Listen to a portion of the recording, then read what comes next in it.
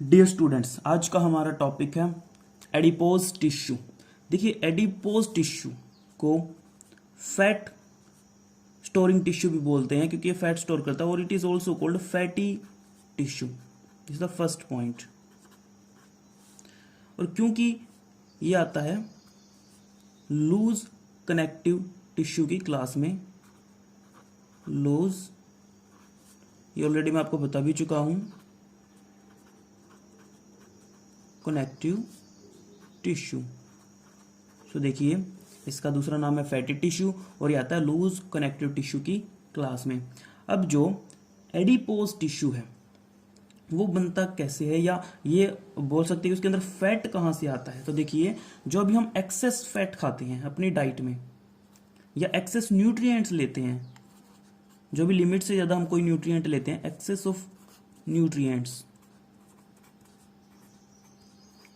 Like मान लीजिए हमने एक्सेस ऑफ कार्बोहाइड्रेट खा लिया अपनी डाइट में, तो वो क्या होगा, वो एक्स्ट्रा कार्बोहाइड्रेट फैट के अंदर कन्वर्ट हो जाता है। So that is converted into fat. और उसके बाद ये जो फैट होती है, ये फैट स्टोर हो जाती है इस टिश्यू के अंदर, जिसे हम बोलते हैं adipose tissue, stored in this tissue.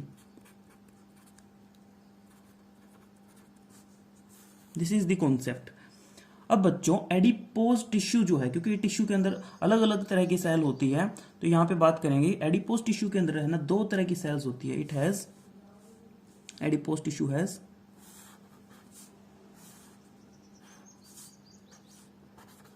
To type of cells. एक होती है एडिपोसाइट्स,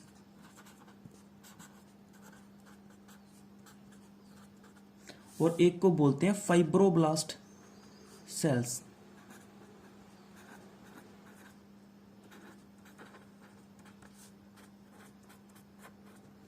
देखिए, जो एडिपोसाइट्स है, यही वो सेल होती है जो क्या करती है, फैट को स्टोर करती है। So these are fat storing sales.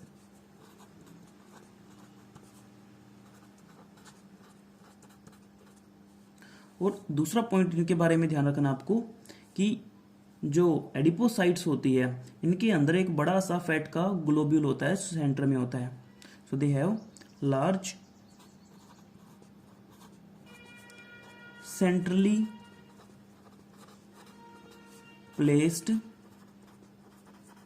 Fat globule. तो ये कुछ इस टाइप की दिखेगी। मान लीजिए ये कोई सेल है। अब सेल के सेंटर में तो हमने बोल दिया कि फैट का एक बड़ा सा ग्लोब्यूल रहता है, like this. So this is fat globule. तो अब ये जो बाकी का स्पेस रह गया, यहां पे रहता है साइटोप्लाज्म, यानी कि साइटोप्लाज्म जो है वो पेरीफ्री पे है। This is cytoplasm. और जो न्यूक्लियस है, न्यूक्लियस भी पेरीफ्री पे होता है। This is nucleus. तो आप बोल सकते हैं न्यूक्लियस और साइटोप्लाज्म दोनों पेरीफ्री पे हैं। सो कुछ इस टाइप से ये स्ट्रक्चर दिखता है। उसके बाद में बात करते हैं फाइब्रोब्लास्ट सेल के बारे में। तो जो फाइब्रोब्लास्ट सेल है वो कोलेजन फाइबर सिक्रेट करती है और इलास्टिन फाइबर सिक्रेट करती है। सो दी सिक्रेट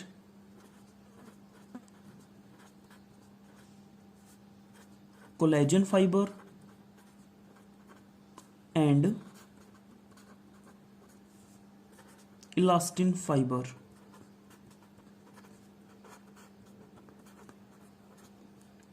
अगर बात करें इनकी संख्या की, तो बहुत ही कम संख्या में ये होती है, वेरी फ्यू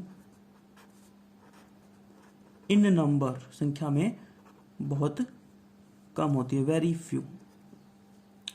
अब बात करते हैं कि जो फैट है इनके अंदर वो कितने टाइप की होती है। जो टिश्यू के अंदर जो फैट स्टोर होती है वो कितने टाइप की होती है।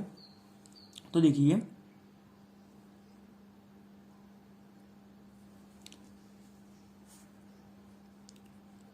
फैट जो स्टोर करते हैं वो दो टाइप की होती है। Fat is present, fat is of two types. कौन कौन सी फैट होती है? एक को बोलते हैं बच्चों येलो फैट,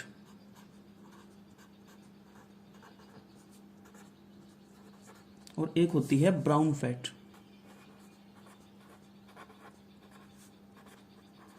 सबसे पहले बात करते हैं येलो फैट के बारे में। तो देखिए जो येलो फैट है ये होती है स्किन के नीचे, so it is under the skin.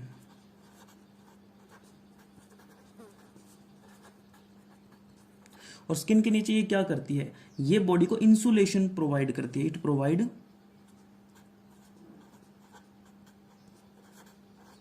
Insulation. Insulation का मतलब है बॉडी के अंदर जो हीट जनरेट होती है उसको बाहर नहीं जाने देती है, जिसकी वजह से जो शरीर है वो गर्म रहता है अंदर से।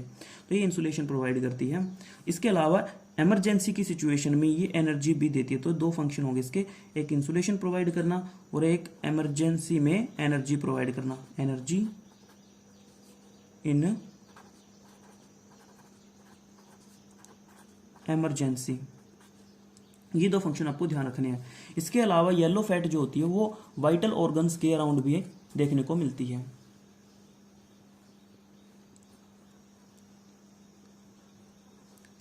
दूसरी लोकेशन है इसकी, also found around the vital organs, around the vital organs. Vital organ का मतलब होता है जो मेजर ऑर्गन होते हैं जैसे कि किडनी वगैरह, तो वहां पे क्या करती है, वहां पे इसका काम होता है प्रोटेक्शन प्रोवाइड करने का। वहां पे इसका फंक्शन क्या है, येलो फैट का फंक्शन क्या है वहां पे? प्रोटेक्शन। उस ऑर्गन को, पर्टिकुलर ऑर्गन को सुरक्षा देती है। एडिपोसाइट का अगर आप स्ट्रक्चर देखेंगे तो इनके अंदर एक ही फैट ग्लोब्यूल देखने को आपको मिलेगा। So adipocyte in this case has only single fat globule.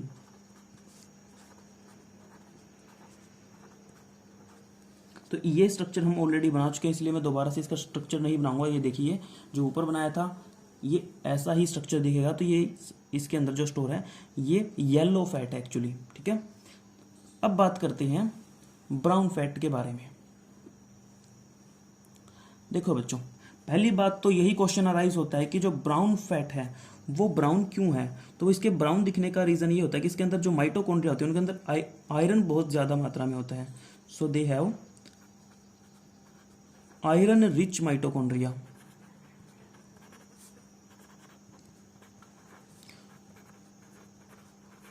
और इन आयरन रिच माइटोकॉन्ड्रिया की वजह से इनका कलर जो होता है वो अपीयर होता है ब्राउन, ठीक है। अब दूसरा बात की जो ब्राउन फैट है ये सबसे ज्यादा किस में पाई जाती है? तो ब्राउन फैट जो होती है ये हिबरनेटिंग एनिमल्स में और इन जो छोटे बच्चे होते हैं उनमें ज्यादा मात्रा में पाई जाती है। So it is found in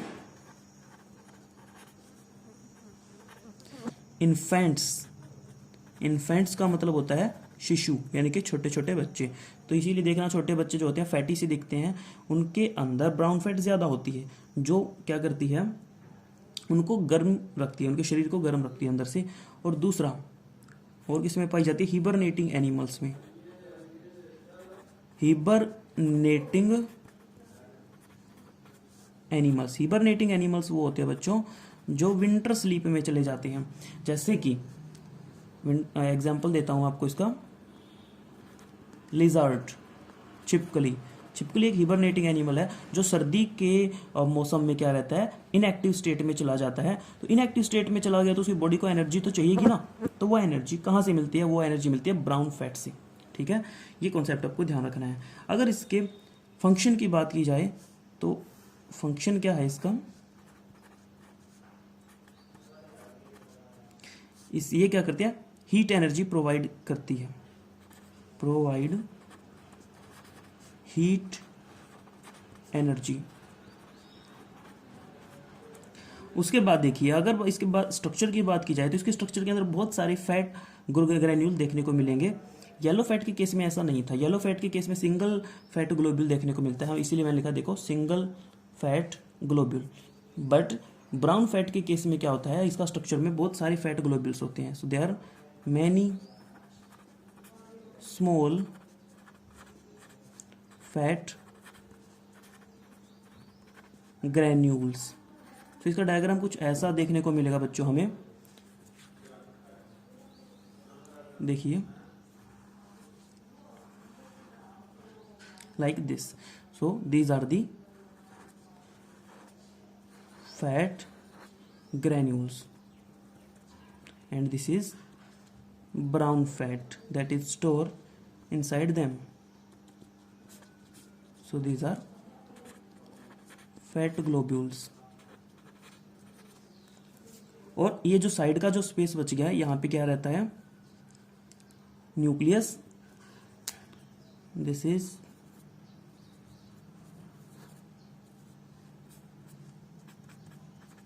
nucleus and here is the cytoplasm, this is cytoplasm. तो ये कुछ इस टाइप का स्ट्रक्चर देखने को मिलता है। सो दैट्स इट बच्चों, यही था एडिपोज टिश्यू के बारे में। थैंक यू सो मच, मिलते हैं नेक्स्ट लेक्चर में।